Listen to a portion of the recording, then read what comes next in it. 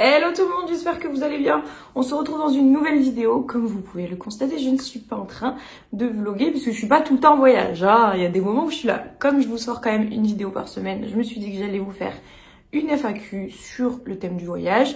Je vous ai mis toutes les questions sur mon Instagram, vous m'avez répondu pendant 24 heures. Il y a mon Insta et mon TikTok qui s'affichent juste ici pour me suivre là-bas.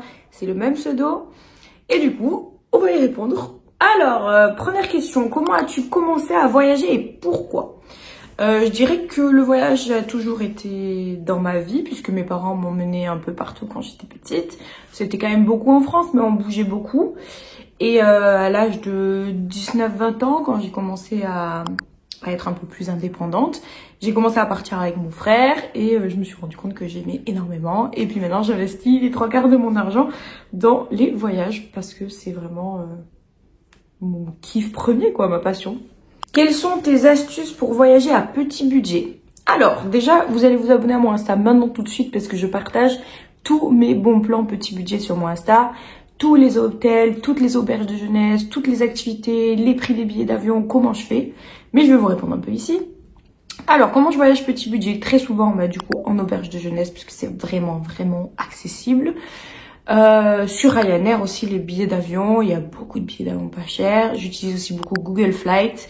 Booking, je suis au niveau 3, c'est-à-dire que j'ai 30% de réduction sur chaque réservation. Donc voilà comment je fais. Dans tous les cas, si vous voulez, à chaque fois que je fais un voyage, je vous partage tout sur mon Insta. Le prix de chaque activité, de chaque hôtel, de chaque avion. Comment choisis-tu tes destinations de voyage? Alors franchement, je les choisis pas trop, on va dire. Comme je vous disais tout à l'heure, j'utilise Google Flight. Je vais dessus, je mets départ Marseille, pas de date, et je vois ce qui est le moins cher, ce qui peut quand même me correspondre et me plaire, évidemment. Et donc c'est comme ça que je pars en voyage très souvent. Après, il y a des destinations que j'adore faire. Par exemple, là je suis allée en Norvège et c'était vraiment un choix. Mais sinon, quand même, dans la majeure partie des cas, c'est comme ça que je choisis mes voyages. C'est moins cher, j'y vais. C'est quoi ton voyage préféré jusqu'à maintenant? Alors, je dirais le Canada. Le Canada, c'était il y a un peu plus d'un an. C'était en septembre 2023. Puisque c'est dans son ensemble que le voyage m'a plu. C'est mon premier voyage solo hors Europe. Donc vraiment loin. Et en ce sens, je suis super fière de l'avoir fait. Ça a été une super expérience, ça s'est super bien passé aussi.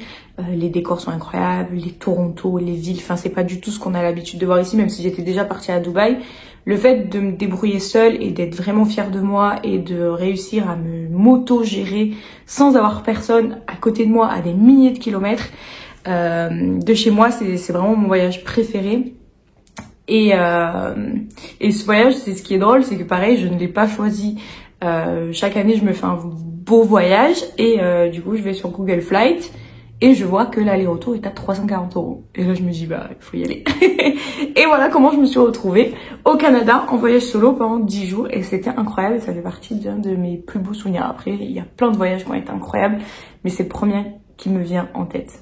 J'ai peur de voyager seule, des conseils. Alors seule, vu que c'est écrit avec un E, je suppose que tu es une fille. Donc on va se baser sur ça. Des conseils, oui. Alors quand tu voyages seule, et encore plus quand tu es une femme, il faut quand même faire attention. Comme je dis, moi je suis partie au Canada toute seule. C'est un pays qui est super safe. Des conseils pour commencer, moi ce que j'ai fait, c'est que je suis partie en France la première fois. Quand j'ai voulu partir toute seule, je suis partie à Annecy 4 jours en auberge de jeunesse et j'ai vu. J'ai vu comment j'étais capable de me débrouiller, j'étais pas loin de chez moi. Comment j'étais capable de me gérer, la solitude, etc. J'ai grave kiffé et j'ai réitéré à Paris. À Paris, je suis partie quelques fois toute seule, j'ai grave kiffé et donc je suis allée plus loin jusqu'à arriver au Canada. Donc des conseils, c'est reste toujours vigilante. N'oublie pas que tu es une femme.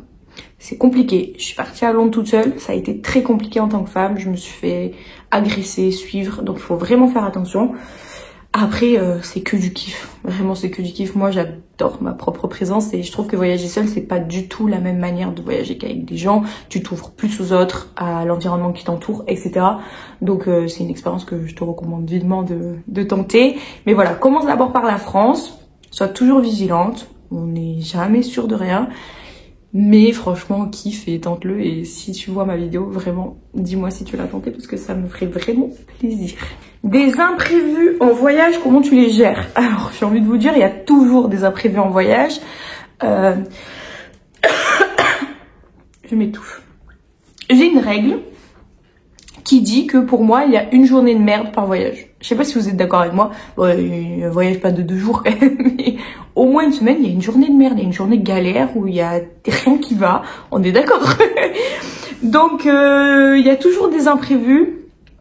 Comment je fais? Je prends du recul et je les gère avec, on va dire, assez maturité.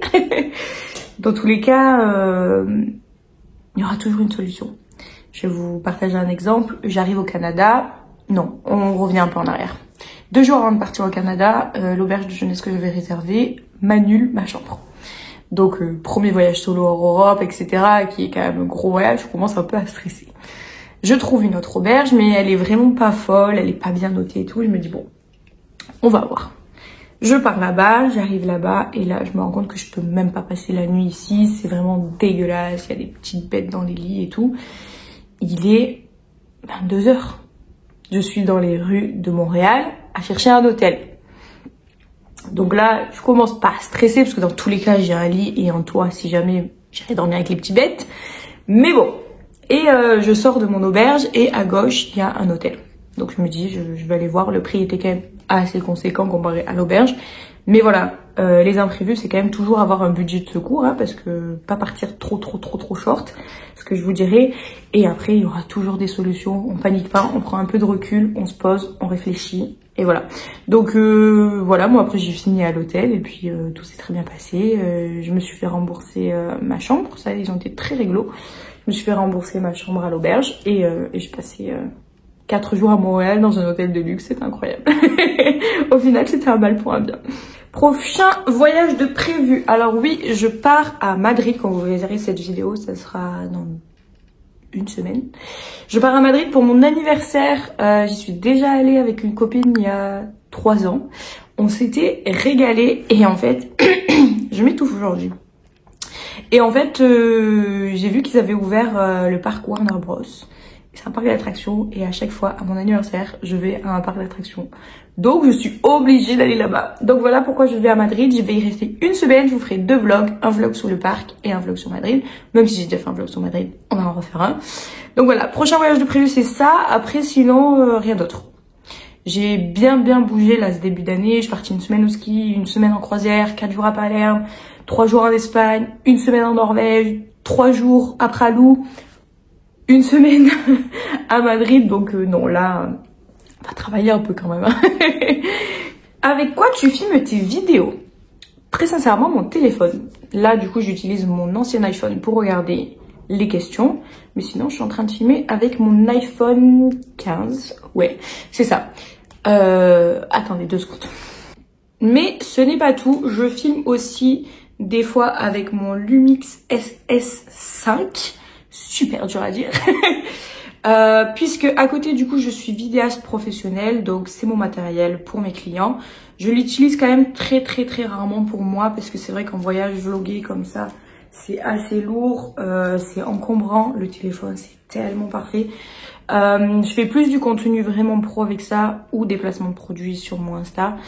Mais sinon dites-vous que le téléphone ça fait grave l'affaire et c'est beaucoup plus facile à emporter aux douanes, etc. Des fois, on n'a pas le droit d'avoir certains matériels, etc. Renseignez-vous si vous partez à l'étranger avec un appareil photo, quoi. Donc voilà, ça m'arrive de filmer avec ça, mais c'est surtout pour les clients. Et sinon, c'est avec mon iPhone 15, comme là, vous êtes en train de regarder. Je trouve que ça fait grave le taf. Une expérience de voyage qui t'a vraiment marqué? C'est compliqué d'en choisir qu'une quand même. La première qui vient à l'esprit, quand même, je dirais que c'est les chutes du Niagara. Je me souviens, je suis dans le bus pour y aller. Et je me retourne. Je tourne dans le bus et là je commence à les apercevoir et je me dis waouh meuf, t'es au chute du Niagara quoi. Ça, sinon même à Toronto c'était incroyable quand je suis sortie du train parce que j'ai fait Montréal-Toronto en train et que j'ai vu ces énormes buildings et que je me suis cru à New York. Et encore une fois, la vibe, j'étais toute seule et tout. Enfin, c'était un truc incroyable. Pareil, Dubaï, c'était une expérience de fou. Quand t'es en haut de la plus haute tour du monde, tu te dis mais waouh, je suis où? Même là récemment, la Norvège, nourrir les rennes, je suis une grande fan du froid, de Noël, etc. Moi j'étais une petite fille au village du Père Noël presque, c'était incroyable, c'était une expérience hyper folle. Donc non, en sortir un, c'est pas possible. C'est que des belles expériences et des souvenirs incroyables. Et c'est aussi pour ça que je filme, en fait, c'est pour garder un souvenir visuel de tout ce que j'ai vécu et de me rendre compte que c'était réellement réel. On est déjà à la dernière question, je crois que j'en avais choisi 10. Elle est un peu plus philosophique. Quel impact espères-tu avoir sur tes abonnés à travers tes vidéos de voyage? Bah déjà, j'essaie de prôner au maximum la good vibe, de toujours vous emmener avec moi, avec le sourire, etc. J'essaie aussi de vous prouver que on peut voyager avec peu et très peu d'argent et petit budget et assez fréquemment. J'essaie aussi de vous emmener, de vous faire découvrir des paysages incroyables pour si vous êtes chez vous et vous pouvez pas partir, de vous emmener avec moi et de vous partager ma passion et toutes les expériences que je peux vivre qui sont incroyables. Et surtout, je le fais pour moi. Comme je vous ai dit juste avant, c'est mes souvenirs. Vous savez, le nombre de soirs où je suis dans mon lit et je vois mes propres vlogs avec une petite larmichette et de me dire waouh, t'as 26 ans et t'as vécu tout ça, meuf. Donc voilà, c'était la dernière question. J'espère que ce format vous a plu. C'est complètement différent de ce que j'ai l'habitude de vous proposer sur cette chaîne. Mais comme je me tiens vraiment à une vidéo semaine depuis 2 ans que j'ai repris ma chaîne, j'essaie de trouver des solutions. L'autre fois, je vous avais emmené visiter un village du Luberon. Là, je me suis dit qu'on allait changer un petit peu et faire quelque chose de différent et peut-être apprendre un peu plus à me connaître et avoir ma personnalité en dehors des vlogs. La semaine prochaine, ça sera un vlog un peu comme celui-ci. Du coup, ce sera plus une vidéo face cam que réellement un vlog. J'ai pas encore réfléchi au concept, soit je vous ramène dans un village du Luberon. Dites-moi en commentaire s'il y a des concepts que vous aimeriez que je fasse. C'est vrai que j'ai pas trop d'idées en dehors du voyage sur ce que je pourrais vous partager, mais je veux quand même toujours rester dans la thématique voyage. Mais c'est vrai que quand je bouge pas de chez moi, je sais pas trop quoi vous partager, peut-être une activité, etc. C'est pour ça que je vous partage aussi les villages du Luberon. J'espère que ce format vous a plu. N'hésitez pas à mettre un pouce bleu, à vous abonner. On se rapproche de la monétisation. Je vous le dis à chaque fin de vidéo, mais c'est si imminent. Imminent, il reste quelques mois quand même. Mais vraiment, merci beaucoup de me soutenir et d'être toujours là. Et je vous souhaite une très belle journée. Je vous dis à dimanche prochain pour une nouvelle vidéo.